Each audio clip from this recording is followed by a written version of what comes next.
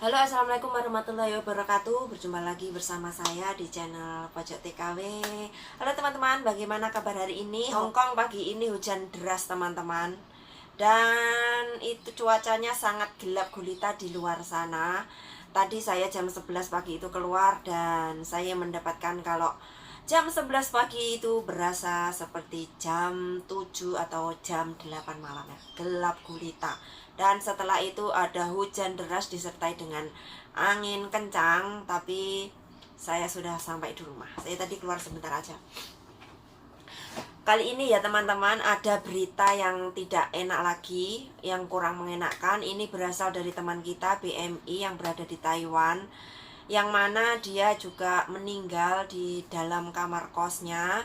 Dan dia meninggal itu dalam keadaan tidak pakai busana. Saya tidak tahu gimana cara kerja atau prosesnya di Taiwan ya, rutinitas di Taiwan itu seperti apa saya nggak tahu. Cuma saya hanya mencoba memberitahu kalian atas berita yang saya peroleh ya. Jadi BMI ini bernama Marlina ya, Mbak Marlina. Ya, dia itu bernama Marlina, berusia 29 tahun. Dan dia itu OS, kalau di Hongkong itu OS ya. OS itu overstay, kalau di Taiwan itu istilahnya itu kaburan ya, atau apa nggak tahu, tapi ya kaburan. Dia itu kaburan itu apa sih Kak?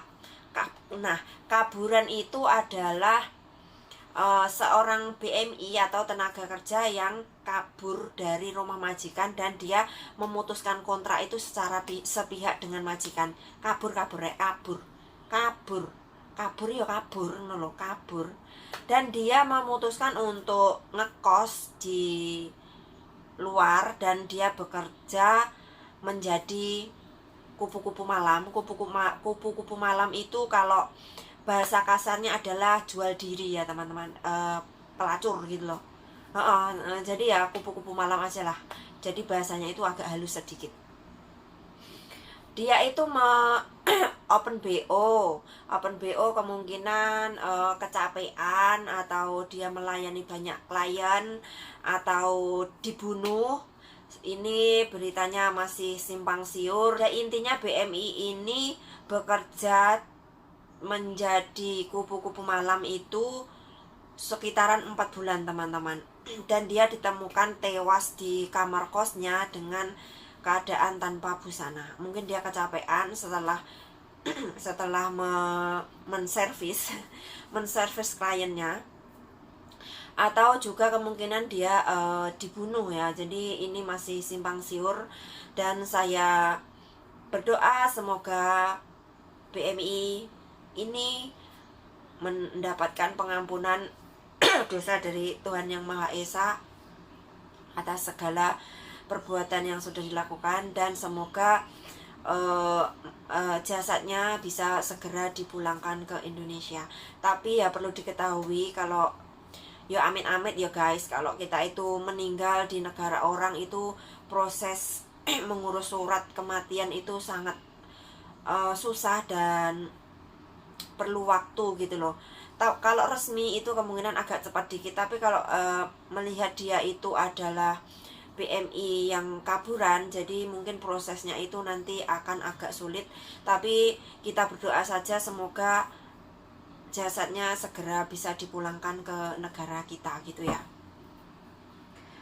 Dan setelah berita ini muncul, staf kepolisian itu segera mencari informasi dan segera mengidentifikasi korban, dan juga mencari kemungkinan jika ada motif pembunuhan ya teman-teman. Jadi polisi itu segera memeriksa CCTV di area terdekat, dan ditemukanlah warga negara Taiwan yang baru saja masuk ke kamar dia, yang mungkin ya dia itu salah satu pelanggan. Dan si orang ini tersebut juga mengaku bahwa dia itu sudah membayar sejumlah uang untuk memakai jasa Mbak BMI ini untuk ya Seperti itulah untuk ya bekerja di atas ranjang gitu.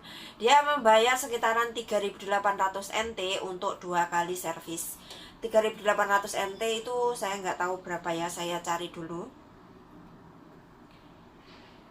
3.800 NT berapa rupiah gitu ya.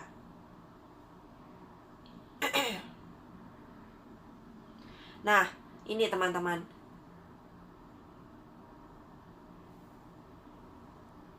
Ini 3.800 NT itu sama dengan 1.851.000. Jadi untuk 2 kali kencan. Ya lumayan murah ya teman-teman. Lumayan murah kalau menurut saya. Kenapa harga Anda hanya segitu? Padahal saya pernah dengar itu ada loh temen aku yang open jasa BO itu, yang sekali masuk dia itu bisa mengantongi ratusan ribu dolar Hongkong. Ya minimal itu ya puluhan ribu Hongkong gitu loh. Kalau emang kamu berniat untuk menjual diri, harusnya itu pakailah tarif yang agak tinggi. Karena saya lihat almarhumah ini itu cantik. Jadi kalau cantik harusnya dia itu memberikan tarif yang lebih mahal kepada pelanggannya gitu ya. Ya ini tapi ya apapun itu semuanya sudah terjadi dan mbaknya sudah meninggal. Kita doakan saja yang terbaik buat dia dan semoga amal ibadahnya itu diterima di sisi Allah Subhanahu wa taala, begitu ya teman-teman. Jadi nanti kalau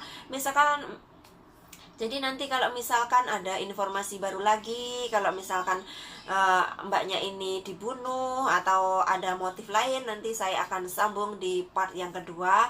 Dan untuk part yang kali ini cukup sekian aja. Semoga informasi ini bisa membantu kita untuk berpikir secara jernih gitu loh teman-teman ya. Maksud aku itu begini, kalau niat kita itu bekerja ke luar negeri adalah untuk memperbaiki ekonomi, bekerjalah sesuai dengan kontrak yang tertera ya, biar kita itu aman dan selamat sampai pulang ke Indonesia nanti ya. Tapi ya hidup itu adalah pilihan dan saya hanya mengutarakan pendapat saya, dan untuk yang lainnya itu terserah kalian yang menjalani. Tapi ya semoga kita itu bertanggung jawab penuh atas pilihan yang kita ambil gitu ya. Oke, terima kasih dan sampai jumpa di lain kesempatan. Wassalamualaikum warahmatullahi wabarakatuh. Bye bye.